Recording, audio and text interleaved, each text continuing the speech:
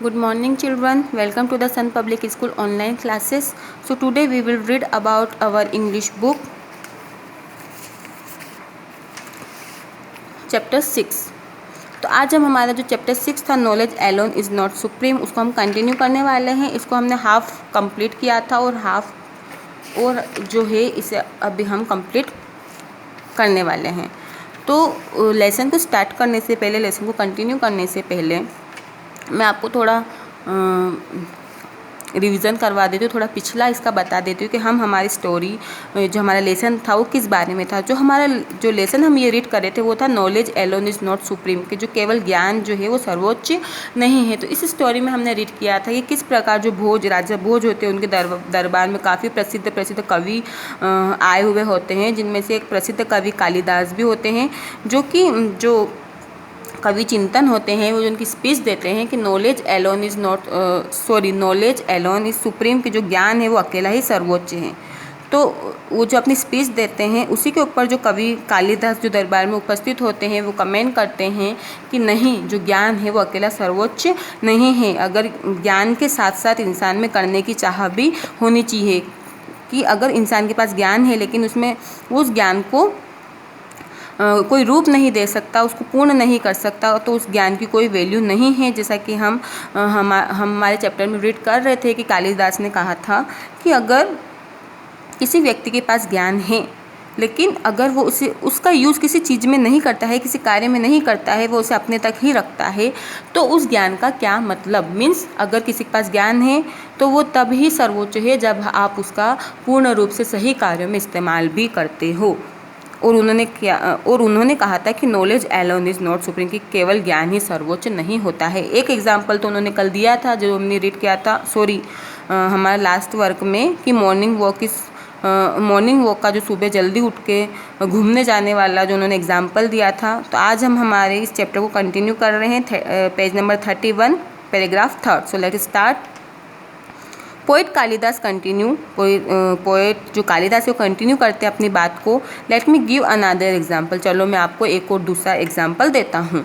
I have the knowledge, मेरे पास ज्ञान है, दैट की butter can be prepared from milk, कि जो बटर है, जो घी है, can be prepared from milk, जो कि मिल्क से बनता है।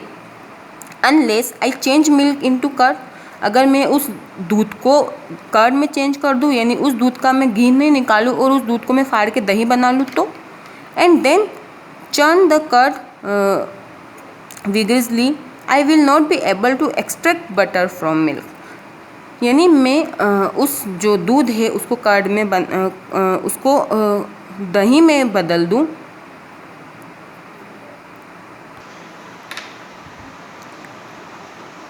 And then churn the curd vigorously, यानी अगर फिर मैं उस दही को ज़ोर ज़ोर से मथूँ, I will not be able to extract butter from milk, तो मैं उस दूध से उस दही से बटर निकालने में एबल नहीं, यानी फिर उस जो दही से घी तो मैं नहीं निकाल पाऊँगा।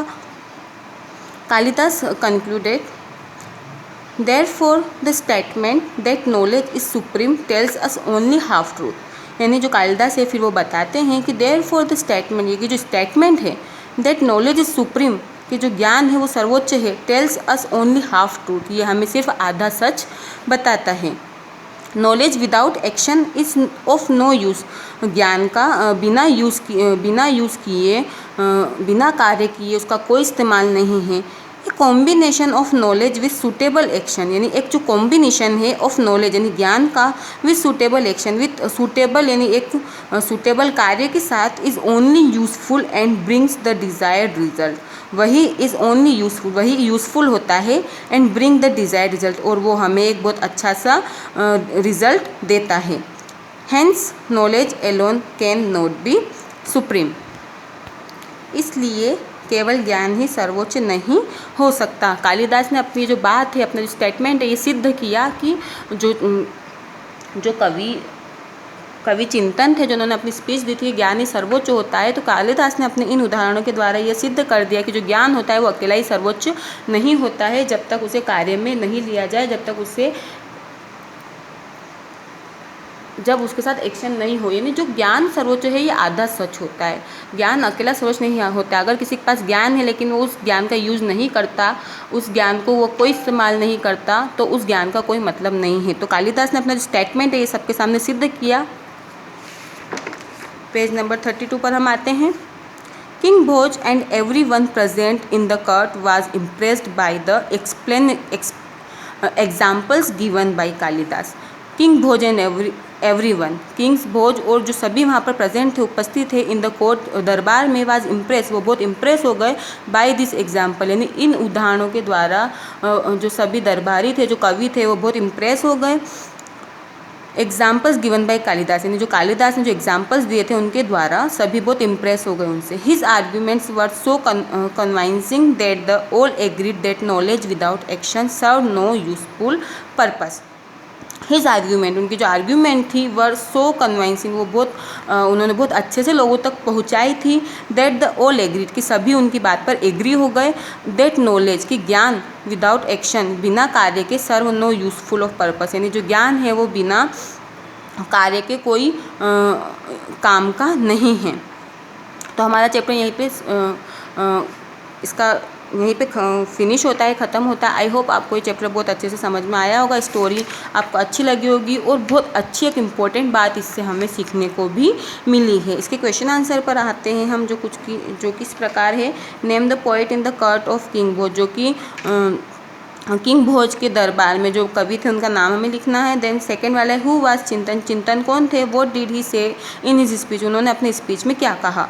देन थर्ड वाला है who was not agreed with चिंतन, कौन चिंतन से एग्री नहीं थे। देन फोर्थ वाला है what did Kalidas conclude, Kalidas ने क्या कंक्लूड किया। एंड 5 वाला है what was the effect of examples given by Kalidas, जो कालिदास ने अपने एग्जाम्पल्स दिए थे उनसे लोगों में क्या इफेक्ट पड़ा। तो ये जो हमारा वर्क है इसे हम हमारे नेक्स्ट वर्क में हम इसे कंप्लीट करने वाले हैं। So thank you so much, take care and read this lesson.